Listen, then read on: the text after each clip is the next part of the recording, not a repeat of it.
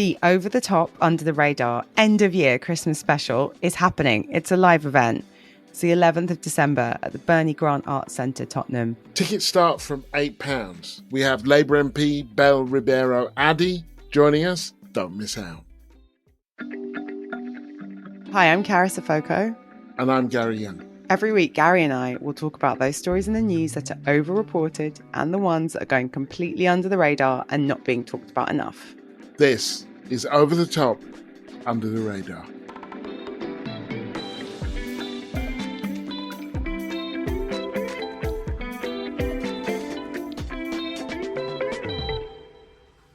So, Carys, how you been? Do you know what? I'm in a place of seeking escapism, and that place has led me to trashy romantic novels about fairies. Oh, wow. I didn't see that coming. I like to surprise you, keep you on your toes, you know. Tell me more. It's a best-selling series, American author, a friend recommends it. It's big with, I think Gen Zs, or at least people on TikTok, A Court of Thorns and Roses, and it's just sexy nonsense. I guess it's like Bridgerton, but a book series. Sexy nonsense with fairies. Yeah, not like little fairies. They're kind of more like elves, if that makes sense. They're just immortal beings that have powers. Elves giving it to each other in National Trust homes. Yeah, basically. I mean, it's just, okay. You know, when you feel like, I just feel like this reality I'm not into. So I was just like, let me go to another reality where fairies exist. Yeah, getting their groove on. What about you? What have you been up to? What have you been up to? Not that. Not Don't fairy you ever just sex. want to read something where you're like, this is so unlike my life and world that it's just pure escapism, you know? Oh, yeah. No, I like trash. But everybody's trash is different. Not into the fairies. Tinkerbell meets Bridgerton. That's new, you know. I think it's more Lord of the Rings because I just think she calls them fairies, but I think they're more like elves. You know, they're like slender and tall and they got powers. Wait, so what's your escapism? Come on. I watch films I've seen many times already that I know I'm going to like. It's the prawn korma of entertainment. Give me an example. Bearing in mind, I'm not going to stand by these as works of art, but many things with Will Ferrell in them, including Old School, The Campaign, stuff like that, things that make me laugh, Talladega Nights, Love Jones, which we talked about last week, Quiz Show, which I think we saw together once, but usually things that make me laugh or that are kind of highly stylized. And I used to watch Seinfeld, and then when Seinfeld's, I think maybe his wife, but him as well, gave some money to the kind of pro-Israeli people, some of whom thugged up the students at UCLA. I honestly stopped finding him funny. And I went round in circles about, well, you found Seinfeld funny for a long time. Is it really not funny now? And it kind of isn't. It's a bit like, if I watch reruns of the UK Office now, I kind of think a bit differently because I loved it at first, but now I think Ricky Gervais has been a bit of a prick. And so you've got like an inbuilt cancellation machine when the artist becomes annoying. Yeah, and I'm not advocating anything. If I liked it, I'd own it. And then it would be like, yeah, it's a little bit embarrassing, but I like it. Or kind of, I don't like him, but I like it. But then at a certain point when they cross a line, I'm like, I mean, this connects to one of my things for this week. I don't have an inbuilt cancellation thing. There's certain artists, musical artists I'm thinking of where I know they're not great, but still think some of their songs slap. We got a message from Kevin on Patreon who said, following Carys's "Are you pregnant?" story, my guy story was I asked one female work colleague if she was pregnant. No. Sometime later, I asked another female work colleague. No. I resolved to stay away from that question, do you think? And then a colleague who I was convinced was pregnant, but I didn't want to ask, see above, I asked a mutual friend and her response was, ask her, which wasn't helpful. Eventually I got round to asking her, are you with child? And she laughed as she nodded. Keep up the good work. Thank you, Kevin. But I have a question for you, Kevin. Kevin. Maybe you will come back to us, which is, Why do you need to know? What you could have concluded from those first two things was like, yeah, maybe they are, maybe they're not. And maybe they'll tell me, or maybe they won't. Well, I took something different, that he'd been so sort of cowed by the first two attempts that this woman was like basically ready to burst, like very visibly pregnant, and he was still like nervous. That's kind of where I went. His like desk mate, who's literally like sighing as she sits down, like got the like very visible, and he's just like, well, I better not ask. So Kevin, tell us which it is. Big shout out to the people who signed up to Patreon this week. This week's new sign-ups, Anna, Jenny and Brenda. Thanks so much to all of you. It makes a big difference. We have 348 amazing, generous people who are supporting the podcast via Patreon. We are trying to get to 400 Patreon supporters by Christmas. So that's 25th of December, not long now. So we need 52 amazing people to donate, to support the podcast, to keep it going, to pay everyone involved. Packages start at just £5 a month. So if you want to keep the show running and also get access to bonus episodes, our weekly newsletter, access to the very exclusive and very fun over under WhatsApp community, just go to the Patreon website, patreon.com, and search Over the Top, Under the Radar. To everyone who's supporting us, thank you so much. And if you can afford to make a gift to the podcast, please do so. So, Carys, what's your under? My under the radar is a young man called Ibrahima Bah. Ibrahima was born in Senegal, and like many people, he made the journey from West Africa to Libya, Libya to France, and then France to the UK. It's not disputed that he experienced forced labour on that journey, modern slavery, while he was in Mali. And in December 2022 at 2 a.m, he was piloting a dinghy that was trying to get from France to the UK with about 50 people on it, 5 of whom died. So some context for those who don't read a lot about small boats or about channel crossings is the people, the gangs that get paid to smuggle people across the sea don't pilot the dinghies. They pick someone who's going to cross to pilot the dinghy, and they often pick the youngest person or the youngest looking person, not for benevolent reasons, but on the basis that they think they might still get asylum. So Ibrahima makes it to France. He says that he will pilot the dinghy, and then he takes a look at the boat and sees that it's not seaworthy. And according to his testimony, he refuses. He says, I don't want to pilot this boat. It's not safe. The smugglers have guns and knives. And again, according to his testimony, he is beaten up and forced to pilot the boat. Dozens of people, 4 days, 4 nights. The boat isn't seaworthy. It's taking on water. And at 2 a.m. off the coast of Dover, it's rescued by a commercial fishing vessel and the RNLI. Some reports say the French ignored the boat, let it get to Dover. They knew it was in trouble. What isn't in dispute is that 5 people died, one of whom was a young boy called Alaji, who Ibrahima referred to as his brother. So there were a lot of things that happened to Ibrahima that were unlucky, but the worst was when he made the crossing, because in 2022, the Conservative government passed something called the Nationality and Borders Act. So it got passed in June, and Ibrahima made his crossing in December. It makes it an offence to arrive in the UK to claim asylum.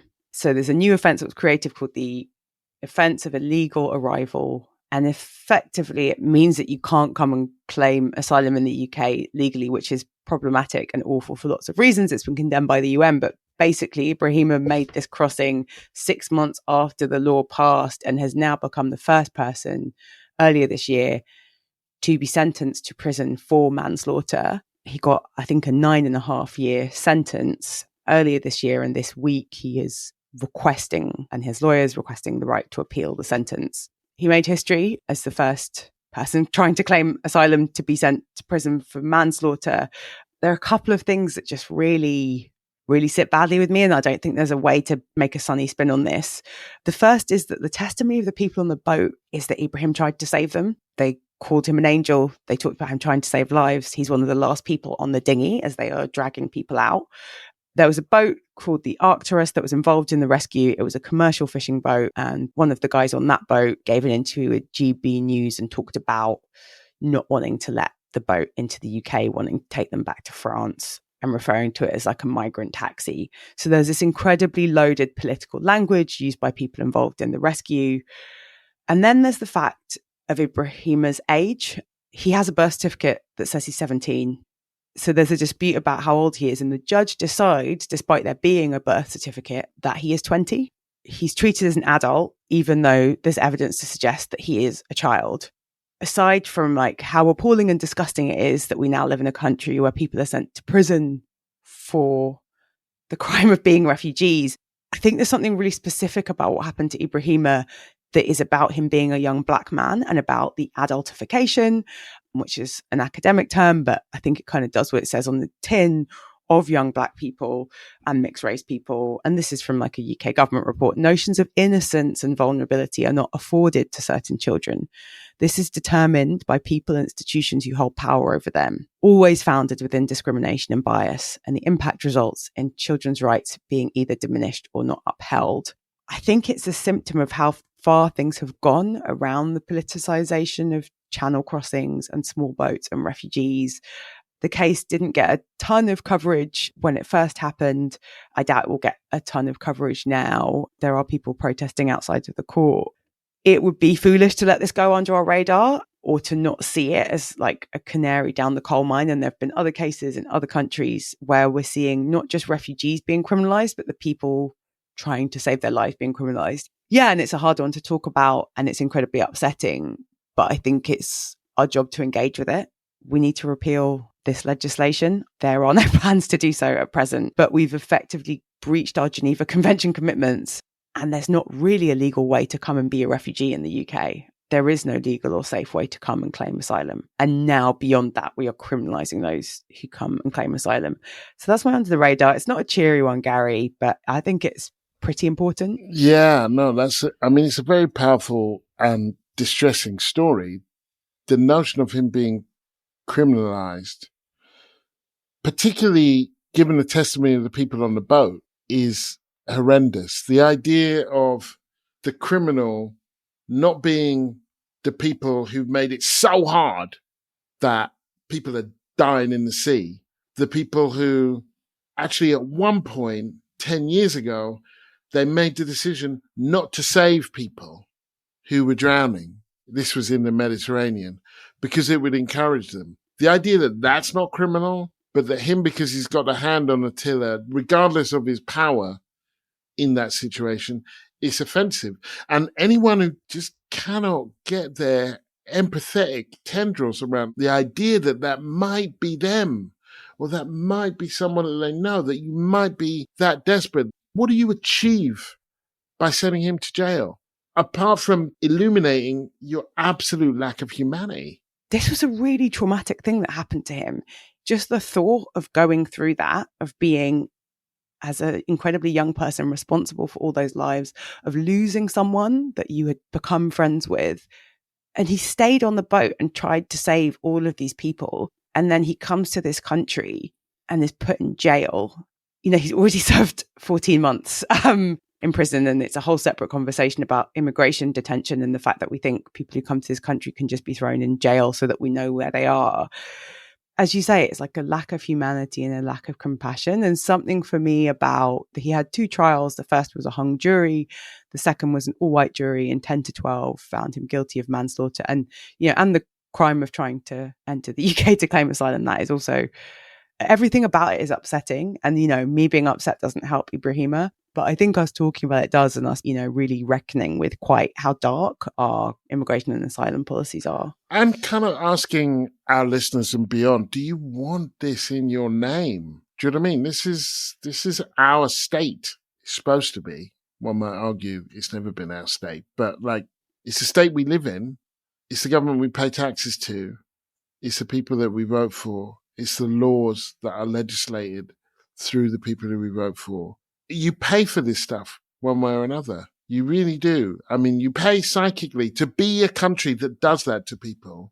We shouldn't be under any illusion that there is not going to be any kind of karmic result for that, which once again is not going to help him. We have to make noise to help him, and we just have to keep going. Now, the one thing I would add, which is just that there has been this adultification, as you so rightly described it, which we see in other ways with black kids. So Child Q, the young girl who was thought to have drugs in the school, and she didn't, as far as I know. But even if she did, she was strip searched while she was on a period. Not that there's a good time to strip search a young girl.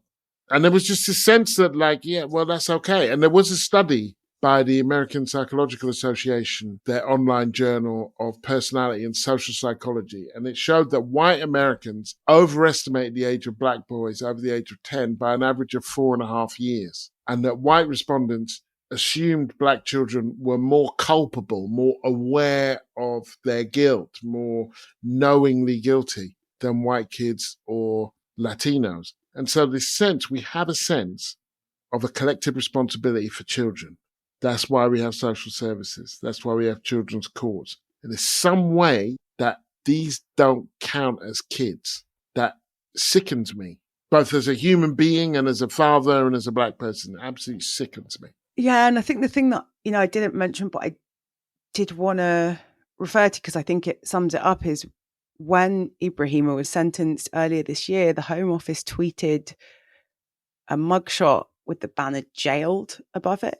And I look at that picture and I see like a child, and I feel incredibly, incredibly sad for this young man who has had a terrible run of bad luck. But yeah, that reality that the product of racism and like constructed racism, the lies that were told and retold to justify things like the transatlantic slave trade or colonialism, part of, to do the things that have been done to black people to them, you have to say, well, they aren't even really children. These people aren't even really human. But like something about the Home Office gloating and tweeting a picture of Ibrahima with like "jailed" above it, for me just felt like, yeah, they're sort of icing on top of just a really terrible story. I think we also, we can't look away from this. We have to look at it and sort of, except, as you said, there can only be a reckoning for this. This isn't the way to run an asylum system or migration system. And if you look at Ibrahima and don't see a child, there's something wrong with your eyes. So that's why I'm reading sexy fairy books, Gary. Yeah, well, rock on sexy fairies. That's all I can say. So my under is that just last week, the Belgian state was found guilty of crimes against humanity for the forced removal of mixed-race children from their mothers in colonial Congo. The background to this is that Belgium was the colonial authority in the Congo. It was absolutely ruthless and brutal dictatorship that they had there under the Belgians. Some children were born to white Belgian men and local black women. The Belgian state decided that the existence of those mixed-race children interrupted the racial hierarchies that they'd set up. And so they forcibly removed those children as small children from their mothers and sent them to Catholic institutions where they were quite often abused, told they were the children of sin. These particular women who got the reparations, which were first denied on the grounds that it was they'd reached a statute of limitations, but then granted because it was understood as a crime against humanity. They were between 48 and 53. But when Belgium left the Congo in 1960, a large number of children, mixed-race children, were forcibly removed from their mothers. I've spoken to a couple, actually, one of whom was removed at gunpoint from her mum and taken to Belgium, where they didn't have citizenship, where they were put often with families that didn't really want them. They were separated from their families and often didn't know what had happened to their families. This is not a small number of people. This was 20,000 children that Belgium did this to, more or less. Of course, it's up for us to keep the numbers. And there are a few things that I want to say about this. The first is, we talk about post-colonial world, but colonialism is not over. It's just 2 years ago that the Belgians returned Patrice Lumumba's tooth. Patrice Lumumba was the man who spearheaded the anti-colonial struggle in the Congo. The CIA, the Belgian state, and some regional people in the Congo didn't like him. They murdered him. They dissolved his body in acid. One Belgian copper kept his tooth, and the Belgians wouldn't give it back until 2 years ago. Just a couple of weeks ago, I was in Berlin. I was with some Namibians who were returning to Leipzig to take back the remains of their ancestors. So these things aren't over. The second thing I want to say is this is not an issue that's unique to Belgium. Between 63 and 82, the French state forcibly removed around 2,000 children from the island department of Reunion, which is as much a part of France as the Dordogne or the Ardennes. They removed 2,000 children, most of them were in care, sent them 9,000 kilometers away to rural France, where they were used as cheap labor, farmhands, servants of wealthy families living in appalling conditions. 82, they stopped there. The majority were under 16, a third were under 5 when they were taken away. And the third thing is that we sometimes get trapped in an understanding of America and American racism that doesn't give us the space to also look at European racism and colonialism. And Europeans love that. They love to say, well, racism is something that comes from America, really. It's not so bad here. I think you can hold both things in your head at the same time. Racism in this context is a white thing. It's not a regional thing. But I do think that we would benefit from looking more at the pan-European nature of racism and the way in which colonialism is still playing out. And I do think that that is an area which is understudied and in a sense undervalued. Well, it's a good news under, which we like. Really impressive, especially because it's in Belgium that they found that the Belgian state has misbehaved and that the women are due reparations. So that's, a victory for justice. I think the thing for me, in addition to this idea of the way that we erase European racism and like comfort ourselves by focusing on American racism, I think it's an interesting one. And I remember an African-American colleague coming to the UK for the first time and being excited. And then she's like, then I realized this is where racism comes from. Yeah, it's kind of rich, this idea of like always pointing over the Atlantic when the sort of colonial project, the transatlantic slave trade, have European origins, similar to anti-Semitism. That is an overlooked and interesting thing, which is about European self-image. I also think it's interesting that this was a lot of mixed race children. And I think that some identities are like inherently political. I find it interesting when people talk about not caring about politics, not wanting to bother with politics. For some people, like your existence is political. Like in the case of those women, it was like the existence of mixed race children is basically a reminder of presumably systematic rape of Congolese women. I can't imagine what it was like to be those women and to be trafficked and taken from your home and treated like you were sinful because your father did something horrible or was horrible. Yeah, and it makes you think about who has the luxury of not being political or kind of not thinking about politics. But ultimately, good news story. This means lots of people could be getting reparations. Are they getting money? I think they are going to get money, although it's not clear how much. And this is just 5 people, but there are about 20,000 people affected by this. I think that there's a certain period where the existence of mixed race kids becomes almost like a category error. It's like, look, we know what to do with black and we know what to do with white, but this group of people shouldn't really exist. Now, what they did in America is they kind of gave them in most of America, they gave them a certain set of privileges might be accorded to them in a kind of pigmentocracy. And that also happened in a lot of the Caribbean. But the Belgians were like, no, we just, we do black and white. We don't do shades. So you got to go. And that was very similar to what, after the American GIs came to Europe and some children were born, that was basically the feeling in Germany and Britain and Holland and elsewhere where these kids were born was, it's a category error. We can't deny that they're from here because their mums are from here, but we can not cope with the idea that they are also German or Dutch or British. It's just too much. So they were born a problem. And I think it's worth digging into like why you're a problem. No, say this as someone who has mixed heritage, which I guess you can't tell if you're listening. My father is black, my mother is white.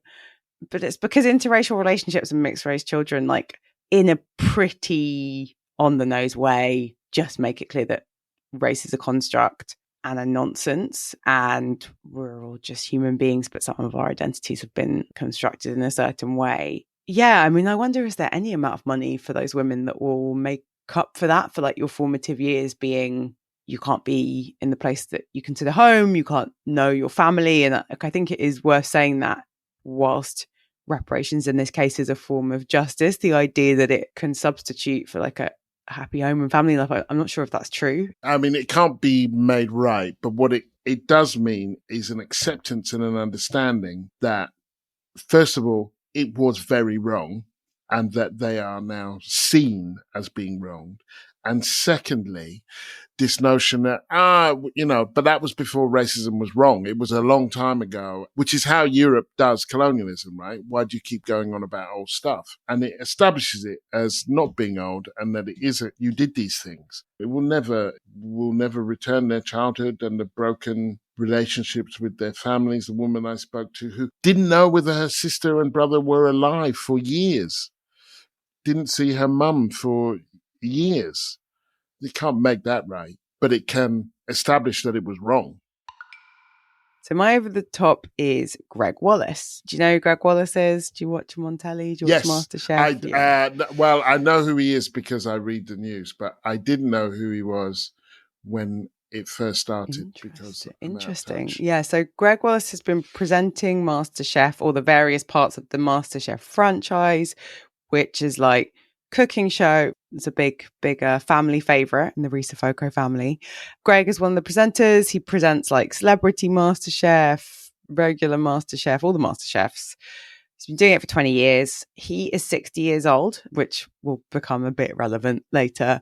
In the last few weeks and months, he's had to take a step back from MasterChef amidst allegations of misconduct from multiple women. So there are a couple of things that I want to talk about with you. The first is Gregg himself, presumably against or ignoring the advice of his publicity team and management, posted an Instagram video on Sunday in which he decided to defend himself. And basically, he didn't deny the accusations. What he said was, I've been doing this for 20 years. If you think about the number of complaints there have been in the context of how many contestants there have been, so like thousands, it's barely anyone, for his first line of defense. And then his second was, and this is the thing that really sent the media into overdrive, and I want to get into why it got so much coverage, was that he was like, if you look at who's making the complaints, it's a set of middle-class women of a certain age.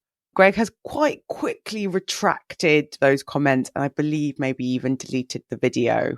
The bit I'm not so sure about, I'm interested in your take, is we had Rupert Huck in Parliament saying that episodes of MasterChef shouldn't be aired over Christmas, which I don't feel strongly about, but I'm like, is that like, does that mean all the contestants who've done all their cooking and things can't be shown? Is that something any of the people who've made complaints about has asked for? Yeah, something about it feels a bit overblown, even though I am not out here defending Gregg Wallace or his actions. So what do you reckon? His case has been really interesting for me, as well as just generally.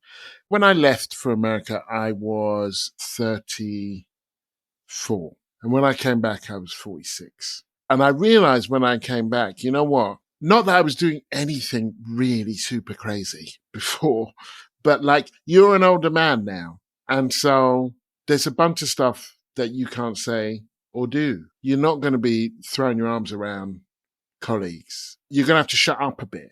There isn't much of a barrier for you talking. Race notwithstanding, there's not a barrier for you talking here, where there's younger people and there are women for who, like, I had to readjust my behavior. And I've got to say, I didn't find it terribly difficult. And I do like an off-color joke, as you know. What he was doing was, people kept saying, can you stop that? It's kind of, it's icky. It strikes me as the things he was doing were kind of like priapic, immature, wrong. They're wrong. Offensive, not least because when people asked him to stop, he wouldn't stop. The reason that he was still working there was because he was a celebrity and he'd become a celebrity, even if I didn't know he was. And I think that, I saw that Keir Starmer's office had kind of weighed in, and I thought, this doesn't feel like a thing for Parliament. This kind of it's and number the 10 kind of and the Department for Culture, Media and Sport and this backbench MP who said you can't even show the MasterChef episodes anymore. And I kind of I gotta be honest, I do think it'll be a bit weird to watch it. I'm not sure that bit weird would be a qualification for therefore binning it, but I can see the problem that they have. Well, can we watch this in the same way? Can we screen this in the same way? I kind of think that they could, but I don't think it's a crazy call not to. I would add this as well, because I was talking about Will Ferrell, that argument, Will Ferrell makes that argument in the campaign, and it's where he makes an absolutely disgusting, lewd phone call to the wrong number. And then he says, my comments were crude and inappropriate, but I've made 10,000 calls in my life, and maybe 2% of those have been inappropriate. So what's that? And I don't know, I can't remember what it is. 20,000 calls? He says, I'll take those odds any day. It's like, dude, that is mental. The idea that you're going to defend yourself by saying, well, it's just 2% of all the calls I made. That's just 20,000 calls. And that's a really good strike rate. And the other thing I think is interesting is that the people he dismissed, middle-class women of a certain age, it's like, dude, I'm afraid quite a lot of them have got quite a lot of power. Yeah. And just for your own self-benefit, you probably don't want to be dismissing that group of people. I think it's funny, he sort of kind of snitches on himself with his defense, because part of the reason, so Kirsty Walk is one of the most high-profile people who's said something about Gregg Wallace. Presumably she went on like a celebrity MasterChef or something. She is, for listeners who don't know, a high-profile BBC current affairs presenter, did things like Newsnight. So Kirsty Walk came out, like, part of the reason that people who are on record complaining are of a certain age and of a certain class is that those people have more privilege and power and are less vulnerable than, say, the 20-something production assistants who are likely all on freelance contracts and low wages and aren't middle class. It doesn't mean they're cool with you, bro. It just means that they don't have the professional resilience or like the established careers to be able to come out and talk smack about a really famous TV presenter. And I think the bit that all of this kind of revolves around for me is that there's no understanding of the positional power he has. And I think the media covers all scandals like this almost in the same way, like forensically picking over and sort of trying to keep juicing the story. And like, let's be clear, Gregg Wallace is not in the same camp as someone like a Harvey Weinstein, but how he's behaved at work is really inappropriate. To assume that the only people uncomfortable are the ones who've complained, I think is a misunderstanding of how much power he holds in the workplace when he's showing up presenting a TV show. At the end of the day, if 12 years ago someone said to you, hey, we've had complaints from women, you got to stop making weird sex jokes, and like 12 years on, he's still doing it, I just think, take out the identity, take out the context. If you are at work and your bosses and superiors tell you not to do something and you keep doing it, I mean, it's just a choice there, isn't there? Pretty straightforward choice. My over, and I'm aware that I might sound like a stuck record on this, but at the time of recording, it hasn't happened yet. But they're already over the top, which is Keir Starmer's reset. He's going to make a speech. I think it is going to be Thursday. He's making it of this week. And so he's planning this reset because he's tanking. His approval ratings are tanking. I said a few weeks ago that Labour was crashing in local by-elections. Most of the swing is going to reform. Apparently, he's not made the speech yet at the time of recording, but he's going to talk about house building and NHS waiting times, maybe about the railways. My feeling about this is, first of all, it's over the top because even before he said it, the journalists are publishing his press releases as though it's real, without any element of skepticism, or they just quote him saying, this plan for change is the most ambitious yet honest program for government in a generation, Starmer said. mission-led government does not mean picking milestones. This is being quoted from The Guardian. It's like, it's not the Soviet Union in 1951. We don't have to just publish what these things say. We don't have to act as stenographers for them. Starmer will stand by controversial moves to increase inheritance tax on farmland. Is it controversial? Is it? I know that some farmers didn't like it, but I'm not sure that makes it controversial. And bind his new ministers to new pledges and key targets. And, he says we're going to have a reset. And then the media are like, he's going to have a reset. Oh, hey, everybody's going to wait and see what the man says and then write about it. You don't have to carry his water for him. And that's the first thing. It's not just bad journalism. It's also, in my opinion, it's bad politics. And there is politics in journalism, even if you don't think there is. The second is that this centre-left project is not working. Didn't work in America at election time. It's not working in France, where the government looks like it's going to collapse. It's not working in Germany, where they've called an election and it looks like the centre-left government is going to collapse. And you know who benefits? The far right. So this isn't the left that is failing. It's a group of people who've actually made their business to marginalise the left. It's like, okay, you've got the show now. What are you going to do with it? And they don't know what to do with it, which brings me to my third point, which is that one of the things I found intriguing when I came back from the States in 2015, when I left, we were about to go to war. Blair was Prime Minister. When I came back, Labour had lost, and it looked like Jeremy Corbyn was going to be leader of the Labour Party. It was like, what the fuck?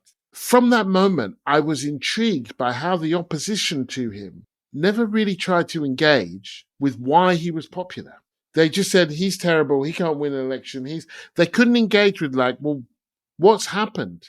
Apart from sort of saying, well, just people have gone mad or whatever. And I came out with bogus stuff like, oh, it's the £3 people who've got nothing to do with Labour, which is not true. And he proved it wasn't true by effectively being deposed, standing again and winning his job back. The fact that those people didn't like Corbyn, I think, fine, that's up to you. But then you've got to replace it with something. All they stood for is power. They have it now, and they don't know what to do with it. Starmer's had 10 pledges. He's had 5 missions. He's had 6 first steps before the election. He stood for election. He won. He's got no plan. His plan was to carry on with the same tax and spend things that the Tories did. There is a real danger here that this failure, and at the moment it is a failure, and it's a failure of his politics, but it's also a failure of journalism to hold him to account, I believe, will actually pave the way for the far right. I saw earlier this week that Reform have eclipsed the Tories in Wales and are level pegging with Labour there. This is really serious. This wouldn't be my wish to have Starmer lead the Labour Party in a direction in a way that he's done. But given that that's where we are, this needs to succeed. And it's not succeed. It is horrible. And this reset, it's like, what about the set? How about the first time? What was wrong with what you did first? There is something fundamentally wrong here. And it's not going to be made right by having another few numbers and another few jingly type proposals. Happy to talk about the reset. I think one thing I would disagree with you on is the reset hasn't been covered entirely positively, but weirdly, some of the more, I would say, sort of interesting coverage has been from the right-wing press, who obviously aren't fans of the Labour Party. So, I think the first thing to say is if you've got a reset less than 6 months after you won a general election victory, like, you're not in a good place. And if you're having to message a reset, like, you're not in a good place. But actually, and I don't want to plug right-wing media, but The Spectator in particular had an interesting comparison of like, is Keir Starmer a bit Rishi Sunak?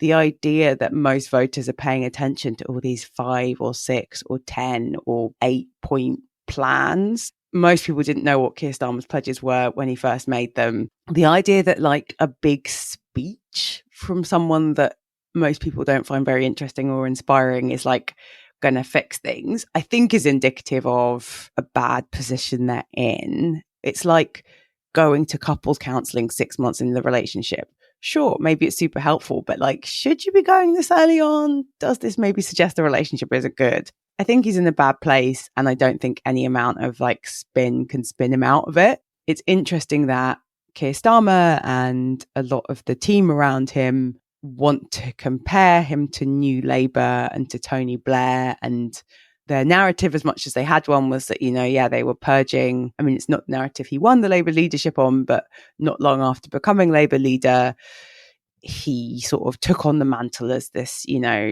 avenger who was going to purge the Labour Party of its left wing, who, as you point out, had been resoundingly popular with the party's membership at least. But that in itself isn't a political project or a mission, and it's not enough to have the support of the British people. It's quite a sort of niche, wonky thing. And I think that he doesn't have a communications problem, he has a substance problem. The idea you can just sort of give a speech and dig your way out of this hole, that only really works if your politician is an amazing communicator. Absolutely no shade to Keir Starmer, but he's not that guy. And I guess the final thing for me is a bit shady. There is some shade there. Well, it's no shade intended. He's just not that guy, and you've got to know yourself. I know my, that's the journey of life we're all on. Learn who you are and who you're not, what you can do and what you can't do. He's not going to give a speech that's going to change people's minds. Which kind of brings me to my final point, which is there's a lot of retreading of New Labour people now. There's this fetishization of Tony Blair and New Labour that I think really misunderstands why they were successful and what they did well. These are the people who said, once you're sick of repeating a message, it's when the public will finally understand. It's you're sort of repeating some of the dance moves, but you're offbeat. They had things to say. They had a policy agenda. They had a political vision. It wasn't one that I wholly shared, but that meant that by the time you got to the general election, they had the pledge card. They had the things they were talking about, education. And part of the problem now is all these pivots and resets trying to gin up momentum. It's already too late. People aren't paying that much attention. And you keep changing what you say isn't very interesting. I think that scares me, similar to you, is the rise of reform.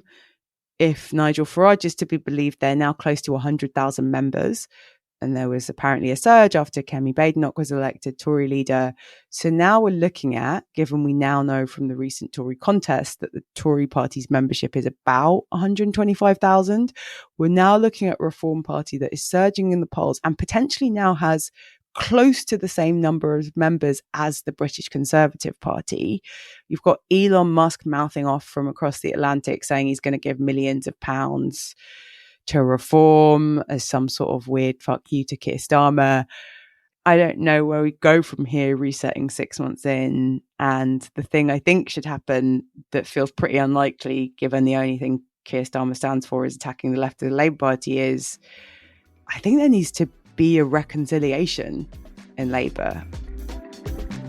Thank you for listening to Over the Top and Under the Radar. Remember to like, subscribe and leave a review wherever you get your podcasts.